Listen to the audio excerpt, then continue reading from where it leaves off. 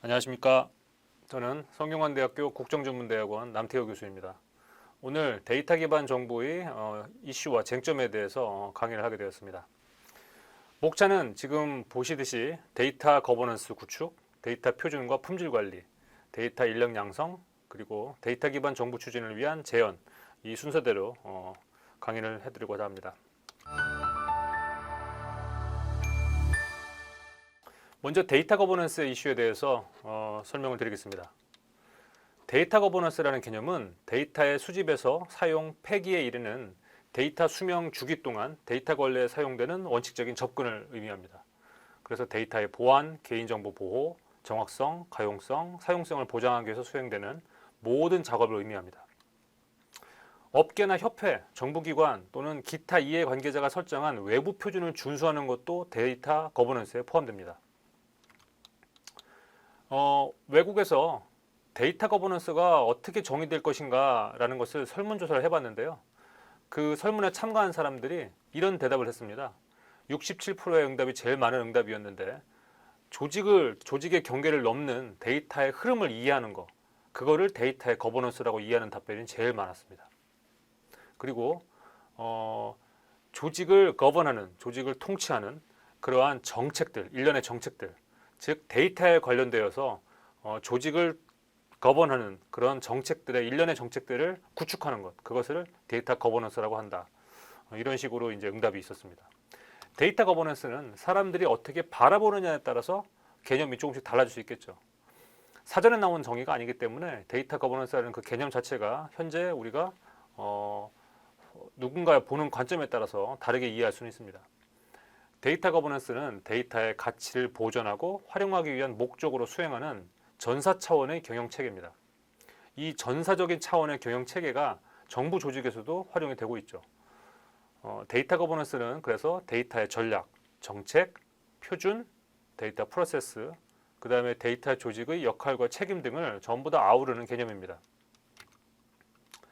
데이터 거버넌스의 기능은 더 현명하고 시기적절한 의사결정, 그리고 비용 관리를 개선하고요. 규정의 준수를 강화하는 역할을 합니다. 매우 중요한 기능이게 되겠죠.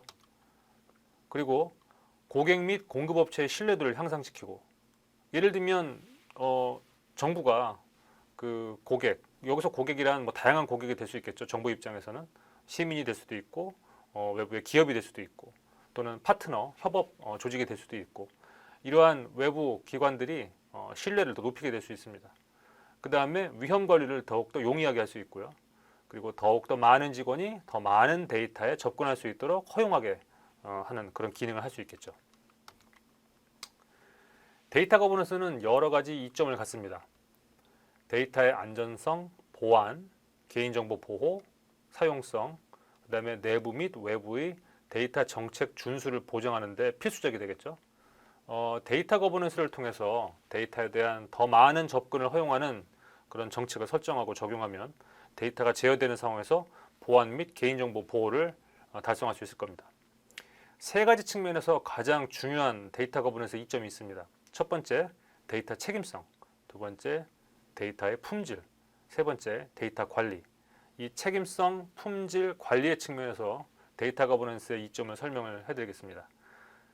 책임성의 측면에서 본다면 데이터 거버넌스는 데이터 관리자에게 적절한 사용을 보장하는 프로세스와 데이터 자체에 대한 책임 그리고 의무를 부여하는 것을 의미합니다.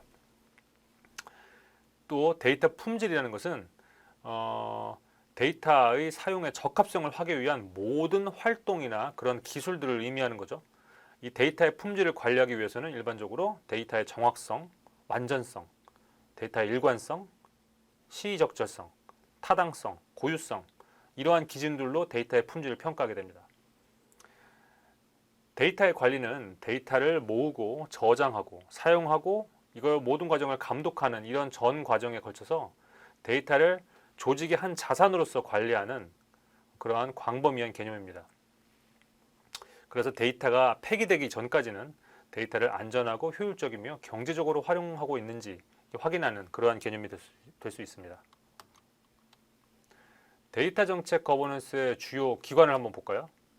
지금까지는 제가 데이터 거버넌스에 대해 설명을 했습니다. 그런데 많은 분들이 이 데이터 거버넌스하고 데이터 정책 거버넌스를 혼동을 해요. 우리가 보통 이제 거버넌스를 협치라는 단어 이런 식으로 보통 이제 정치적인 맥락, 행정적인 맥락에서 사용을 하다 보니까 이 정책 거버넌스의 관점에서 많이 고민을 하고 계시죠. 그래서 지금까지는 이 데이터의 관점에서 설명을 드린 거였어요. 그게 데이터 거버넌스고요. 데이터 정책 거버넌스는 우리나라에서 현재 데이터에 관련된 정책을 어떠한 부처, 어떠한 조직이 맡고 있고 이게 어떠한 거버넌스를 통해서 나타나고 있는지를 말씀을 드리고자 합니다. 많은 공무원분들께서 다 아시고 계시겠지만 데이터 정책 거버넌스를 이끄는 주요 기관은 보시는 슬라이드에서 보시는 바와 같습니다. 행정안전부가 공공 데이터를 맡게 되겠죠. 그다음에 공공데이터 전략위원회, 통계청은 국가통계 데이터를 담당을 하고요. 과학기술정보통신부, 연구 데이터, 기업이 보유하는 데이터, 소위 말하는 민간 데이터죠. 그리고 정보통신전략위원회는 산업이 보유하는 데이터, 개인정보보호위원회는 데이터 자체에 대한 어떤 그 주리스딕션을 갖기보다는 개인정보를 보호하는 게 목적이죠. 그리고 금융위원회는 금융 분야의 공공 데이터를 소관 업무를 하고 있습니다. 보시면 아시겠지만 이렇게 다양한 기관들이 각각 데이터의 다른 영역을 맡고 있어요. 그런데 현재까지는 이렇게 각각의 부처들이 마치 사일로처럼 자기들의 업무에 따라서 그렇게 데이터의 어떤 특정 데이터 또는 특정 영역을 서로 맡아왔는데 앞으로는 이러한 어떤 구분이 점점점 쉽지 않아질 수도 있습니다. 공공 데이터와 민간 데이터의 구분이 흐려진다든가 이런 식으로 또는 통계 데이터와 빅데이터의 구분이 흐려진다든가 이런 상황이 오게 되면 사실은 조직이 어떤 데이터를 인위적으로 맡는, 인위적으로 담당하는 그런 소관 업무를 분리하는 그 역할이 쉽지가 않을 수 있습니다. 기존의 국가 데이터 추진 체계를 보면 행정안전부가 공공 데이터의 개방 및 활용을 맡아 있었고요.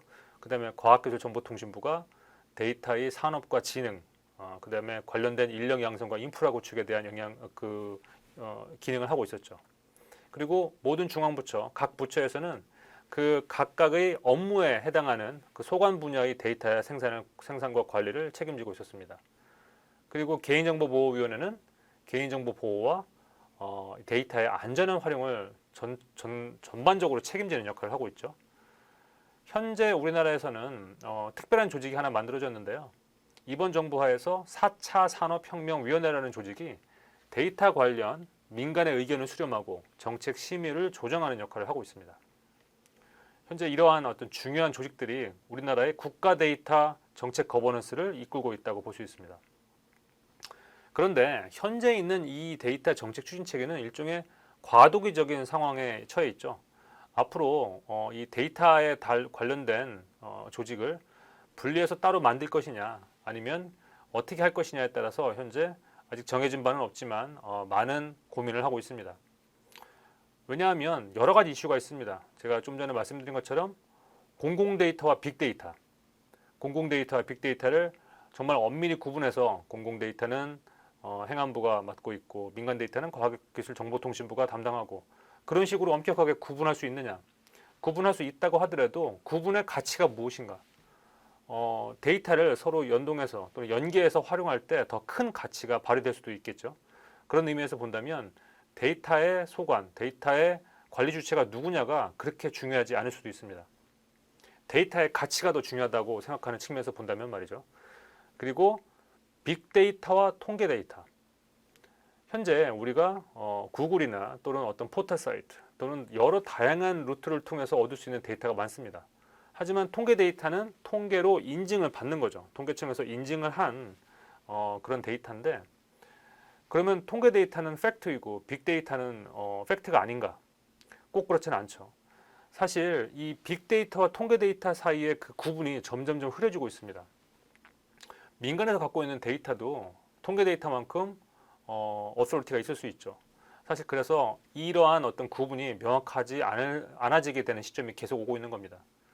그리고 부처 간의 갈등이 있을 뿐만 아니라 부처 내에서도 활용을 하자는 측면과 개인정보 보호가 우선이라는 어떤 이해관계가 갈등을 할 수밖에 없습니다. 그리고 4차 산업혁명위원회가 시간을 두고 한시적으로 운영되는 조직이라고 한다면 이 포스트 4차 4차 산업혁명위원회 이후의 조직은 우리가 이 데이터 거버넌스, 데이터 정책 거버넌스가 현재 분산되어 있는 것처럼 보이는데 이러한 분산된 정책 거버넌스를 어떻게 통합된 데이터 정책 거버넌스로 이끌어 나갈 수 있느냐, 그게 우리 정부의 아주 핵심적인 이슈가 되겠습니다. 제가 좀 전에 말씀드린 그 대통령 직속 4차 산업혁명위원회는 현재 그 총리와 민간 공동위원장 체제로 이루어져 있고요. 데이터 컨트롤의 타워이죠. 그래서 데이터 특별위원회가 이 데이터 관련 기반 행정을 이끌고 있습니다.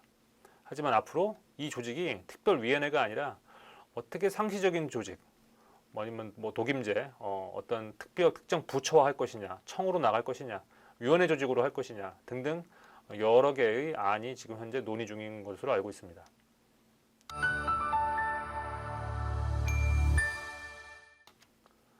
자, 두 번째 이슈는 데이터의 표준과 품질 관리에 대한 이슈입니다. 공공 데이터의 품질 관리의 측면에서 본다면 공공 데이터는 무엇일까? 공공기관이 생성 또는 취득해서 관리하고 있는 여러 가지 방식으로 처리되어서 또 여러 가지 방식으로 표현된 모든 종류, 모든 유형의 정보 또는 자료를 말합니다. 이게 이제 공공 데이터 제공 및 이용 활성화에 관한 법률에 나오는 표현이죠. 그래서 이 그림에서 보시듯이 structured, 구조화된 데이터이냐, 반구조화된 데이터, 이게 정형 정보이고요. 비정형 정보는 동영상, 이미지, 사운드, 문서 등.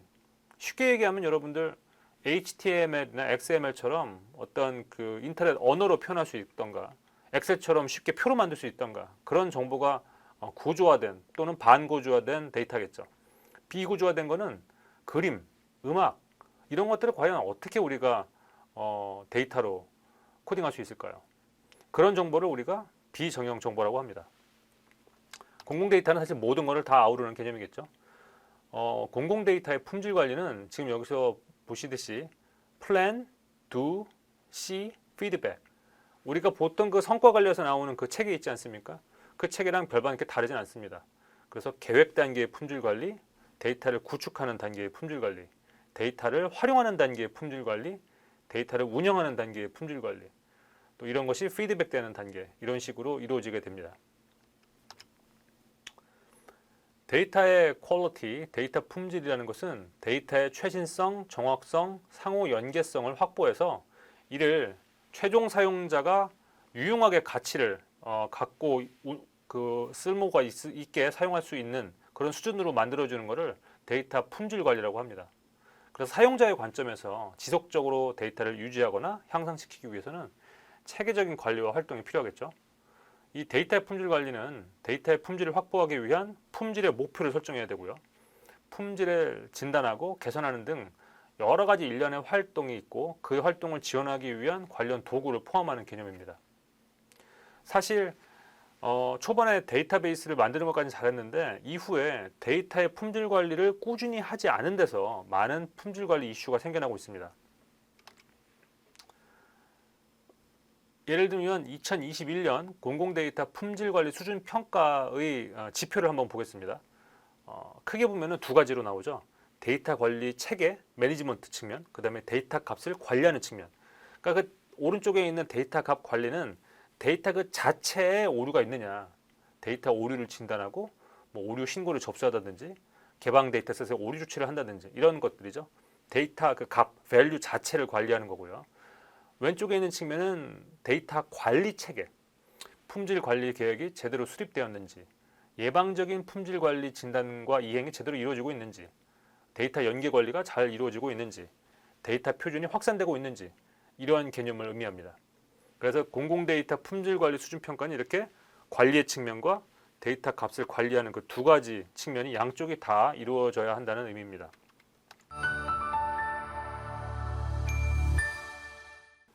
세 번째, 우리 데이터 기반 행정과 정부의 세 번째 이슈를 보면은 데이터 인력 양성입니다. 저는 이 인력 양성의 이슈를 크게 두 가지로 나눠봤습니다. 하나는 민간에서 볼 때 어떠한 사람이 데이터 관련 인재인가, 또 하나는 정부 내에서 과연 우리는 어떻게 데이터 인재를 육성할 수 있을까. 자, 이거는 이제 미국의 어떤 사이트에서 제가 발췌한 내용인데요. 현재 7가지 그 직업이 가장 유망한 빅데이터 관련 직업이라고 손꼽히고 있습니다. 데이터 사이언티스트, 데이터 엔지니어, 데이터 애널리스트, 시큐리티 엔지니어, 데이터베이스 매니저, 데이터 아키텍트, 테크니컬 리크루터. 이러한 직업들이 있는데 가만히 보시면은 아시겠지만 다 석사 이상 또는 최소한 몇 년 이상의 실무 경험 또는 컴퓨터학이나 컴퓨터 과학 등의 어떤 그 전문적인 학위를 갖고 있어야 되는 거죠. 그쪽 전공을 가져야만 이 데이터 관련 업무를 제대로 수행할 수 있다고 보는 겁니다. 물론 이제 혼자 독학을 한다든가 아니면 학원 등을 다녀가지고 터득할 수 있겠지만 다년간의 경험이 쌓여서 많은 어떤 지혜가 축적이 된 사람들이 그런 직업에 임할 수 있겠다는 얘기죠. 이 사이트에서는 이런 사람들이 10만 불 이상의 연봉을 받고 있고 매우 사회 아니면 기업이 필요로 하는 인재다라고 하고 있는데, 그런데 재미있게도 미국에서도 또 어떤 나라에서도 이런 사람들의 인력이 매우 부족합니다. 우리나라만 부족한 게 아니라요. 현재 한국데이터산업진흥원에서는 빅데이터 인력 양성 프로그램을 만들었는데요. 거기서 이러한 크게 4가지 프로그램이 운영되고 있습니다. 빅데이터 아카데미가 있어서요. 실무 경력을 보유한 산업계 재직자를 대상으로 현업에 필요한 실무 중심의 빅데이터 교육을 하고 있고요. 데이터 청년 캠퍼스를 운영하는데요. 산업 수요에 대응한 실무 중심의 청년 고급 인재 양성을 꾀하고 있습니다. 그 다음에 데이터 자격 시험 인증 시험을 봐가지고요. 데이터 분석 자격, 그 다음에 SQL 자격 시험, 데이터 아키텍처 자격 시험 등을 인증 시험을 하고 있어서 이 시험을 통과한 사람들이 이 빅데이터에 적합한 자격을 보유하고 있는 사람이다. 이걸 인증하고 있고요. 그 다음에 데이터 온 에어라고 일종의 이제 이러닝 같은 그러한 어떤 그 사이트를 운영하고 있습니다. 사용자 중심의 데이터 교육 사이트를 운영을 하고 있고요.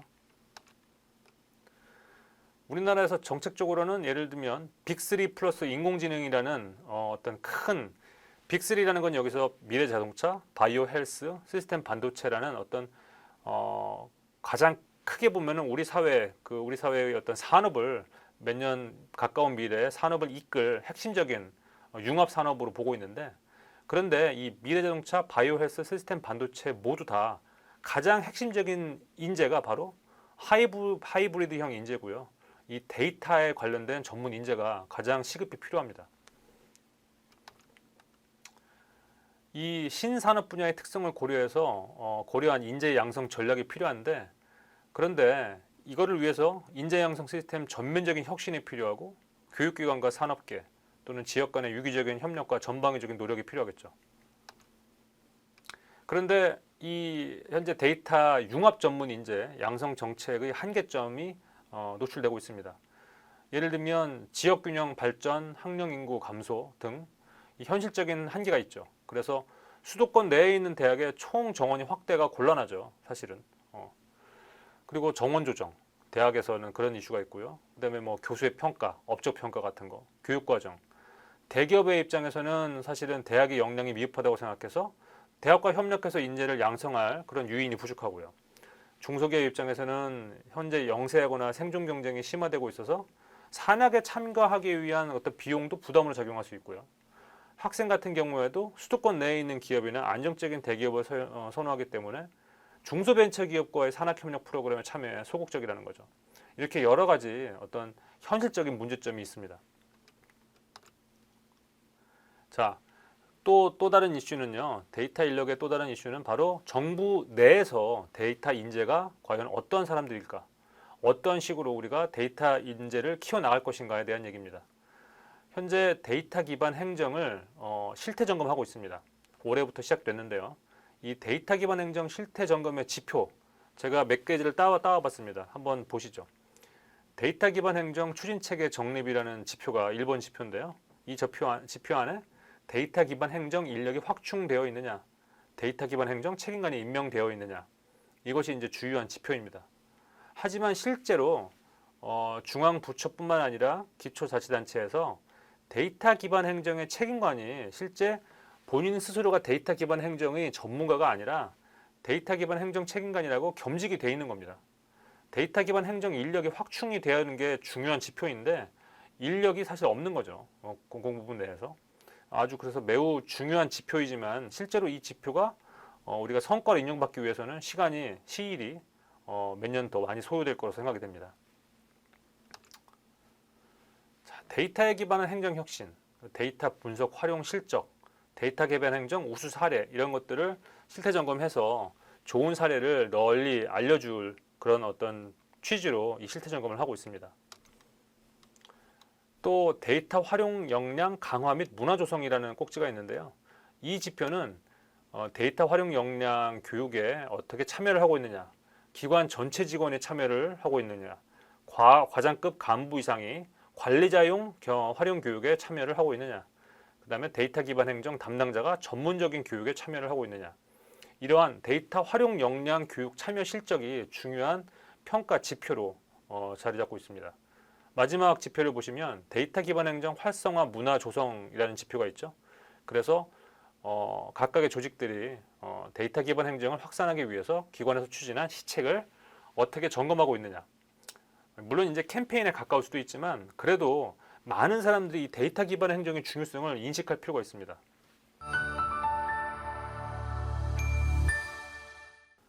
이러한 것들이 데이터 기반 행정 정부를 추진하기 위해서 현재 지금 정부가 추진하고 있는 시책들입니다. 끝으로 제가 데이터 기반 정부 추진을 위한 몇 가지 제언을 드리고자 합니다. 데이터 기반 행정 책임관이라는 그런 직함, 매우 중요한 자리라고 생각합니다. 데이터 기반이라는 문화의 조기 정착을 위해서 데이터 기반 행정 책임관의 직무 지침 가이드가 배포되었는데요. 이 데이터 기반 행정 책임관을 통해서 행정기관, 공공기관이 갖고 있는 데이터의 칸막이를 없애고 기관 간 데이터를 적극적으로 공동 활용하는 역할이 중요합니다. 그래서 실제로 데이터 기반 행정 책임관이 미국에 있는 조직처럼 CDO, Chief Data Officer의 역할을 충실히 해낼 수 있어야 됩니다. 그 정도의 전문성과 모든 부서를 아우를 수 있는 그러한 리더십을 발휘해야겠죠. 그 다음에 데이터 기반 행정을 위한 문화 조성을 위해서 꾸준히 평가가 이루어져야 되고 그 다음에 기관 전체, 과장급, 그 다음에 데이터 기반 행정 담당자 등등 해서 다양한 층의 구체적인 전문성 교육이 이루어져야 됩니다. 그렇지 않으면 사실은 외부 용역을 많이 맡기게 된다든가 아니면은 아주 피상적으로 데이터 기반 행정을 추진하는 것처럼 보일 뿐이지 실질적으로 내실 있는 데이터 기반 행정이 이루어지지 않을 수 있습니다. 그래서 공무원들 내부에 데이터 기반 행정의 역량을 키워나가는 게 중요하지 않을까 싶습니다. 끝으로 제가 몇 가지 말씀을 드리겠습니다. 데이터 기반 정부의 정책 역량 강화를 위해서 첫 번째 중요한 것은 성공적인 데이터 거버넌스입니다. 제가 아까 데이터 거버넌스와 데이터 정책 거버넌스를 구분해서 설명을 드렸는데 성공적인 데이터 거버넌스를 위해서는 다음 질문들에 대해서 제대로 이해를 하고 있어야 됩니다. 무엇을 위해 사용할 수 있는 데이터인가? 그걸 제대로 알고 있는가? 무엇에 대한 데이터인가? 데이터 수명 주기 전 과정을 제대로 관리할 수 있는가? 조직 간의 데이터가 제대로 공유되는가? 이 네 가지의 측면에서 모두 다 합격점을 받아야 된다고 생각을 합니다. 그 다음에 데이터 정책 거버넌스의 측면에서 본다면 데이터 정책 거버넌스가 성공적이라면 부처나 부서, 어떤 조직이 됐든 상관없습니다. 부처나 부서, 이 사일로의 경계를 넘나드는 데이터 정책이 필요합니다. 데이터가 자유롭게 플로우해야 되는 거죠. 자유롭게 흐름이 이어져야 됩니다. 지금 당장의 데이터 이슈가 아니라 미래의 데이터 가치와 효용을 위해서 우리가 데이터 정책 거버넌스를 설계할 필요가 있습니다. 그 다음에 데이터 품질 관리의 측면에서 본다면 사후적인 품질 관리보다는 사전적인 품질 관리가 중요하고요. 데이터 품질 관리에 대해서 수평적으로 상호 학습하는 게 중요합니다. 데이터 인력 양성에서 측면에서 본다면 두 가지 측면이 있었죠. 대학 교육 위주의 인력 양성은 현재 많은 문제점 또는 취약점이 있지만 전적으로 대학의 자율성에 기반을 둘 필요가 있습니다. 그리고 정부 내 데이터 인재를 영입하는 거 매우 중요하죠. 데이터 인재 양성을 위한 획기적인 투자와 지원도 꾸준히 필요하다고 생각을 합니다. 이상으로 짧은 시간 동안 데이터 기반 행정과 정부의 이슈와 쟁점에 대해서 설명을 드렸습니다. 여러분들이 데이터 기반 행정과 행정의 이슈와 쟁점을 이해하는 데 많은 도움이 되었기를 희망합니다. 코로나 시대에 건강하시길 빌겠습니다. 감사합니다.